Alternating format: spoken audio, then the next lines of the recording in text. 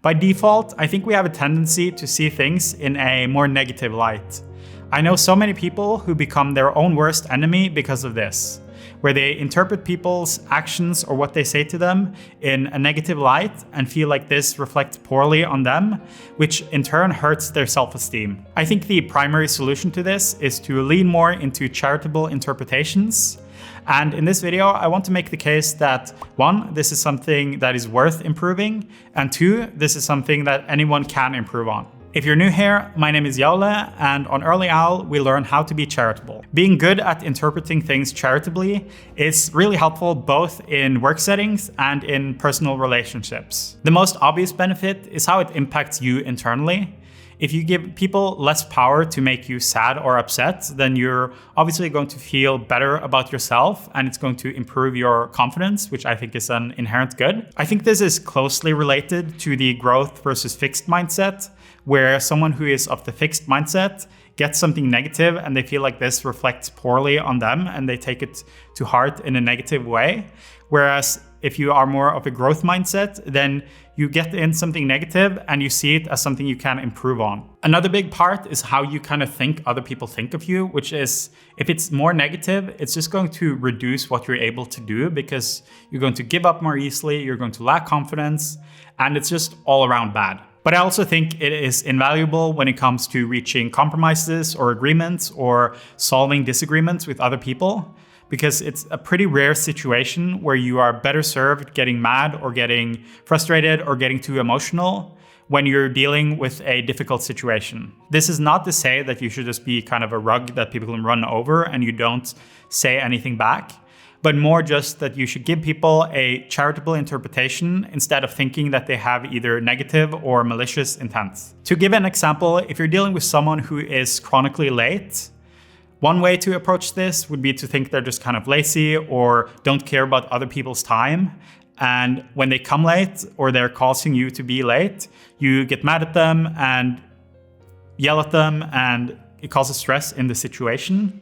But I think if they're kind of in that moment, it's unlikely to do much good. It's probably just going to cause an argument and increase stress and create bad vibes all around. But you can still talk to them about their lateness at a different point in time when you're on a bit more neutral ground, and just let them know that it comes across as not being respectful of other people's time, and you think it could be harming their relationships, and that it's in their own best interest to make more of an active effort to not be late. I think this can be a bit of a two-sided coin, where I'm pretty good at charitable interpretations and this overall serves me well, and I think I like pretty much everyone I run across.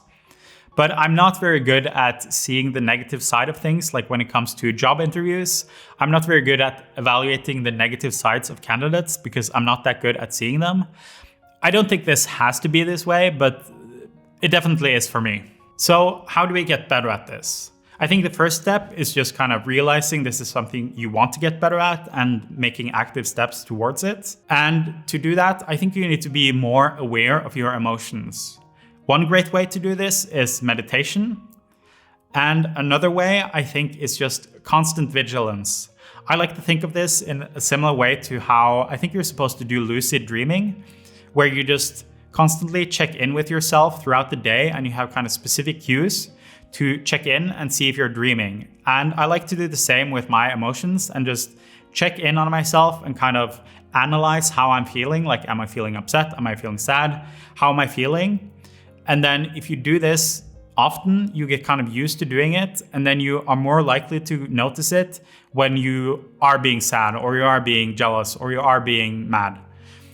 Because if you don't do this regularly, I think it's much harder to catch yourself in the moment, because when you are getting emotional, you're much less likely to be aware of it. Another good way is to get secondhand input. If you have some friends you can talk to give input on your situation, especially if it's a positive friend who is more likely to give you a balanced perspective than just take your side. Another way is just to get random perspectives from the internet. Like, you can ask people on Reddit in places like Am I the Asshole or Relationships, just to give input on your situation and just get some completely unbiased perspectives.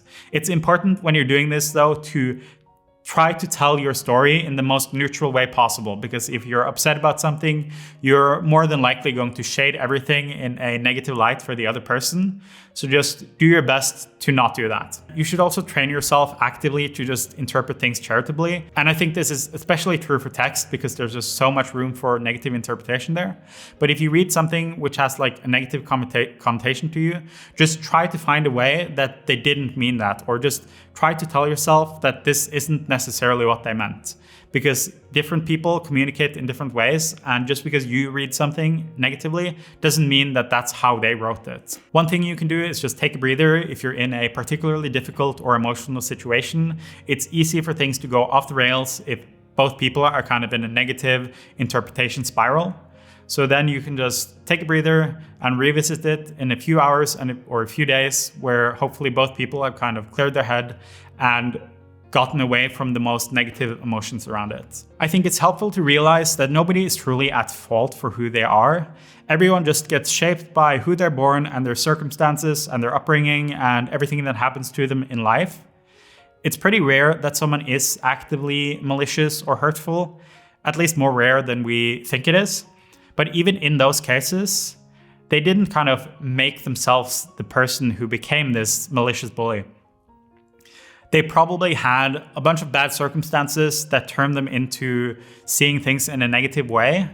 And I think you should be more inclined to feel sorry for them than let them make you feel sorry for yourself. In a similar vein, it's also important to realize that everyone has bad days and you never really know what's going on in someone else's life. Like if someone just lost someone in their family, or they're going through a breakup, or they're trying to quit some addiction, or they're hungry, or basically anything could put people in a worse mood to make them more likely to be like snappy or negative or anything. And you just don't know what's going on in their mind. And more than likely, if they are being negative towards you, it has nothing to do with you and everything to do with what's going on in their life. I think everyone has a different inclination to how charitably or negatively they interpret things. But the main point here is just that no matter where you are right now, you have some power to move it in a positive direction. And I believe for almost anyone, that is a good direction to move in. Hopefully this video helps you interpret people a little bit more positively. I'll link to some other videos on self-improvement if you like this video. Thank you so much for watching, and I will see you next Wednesday.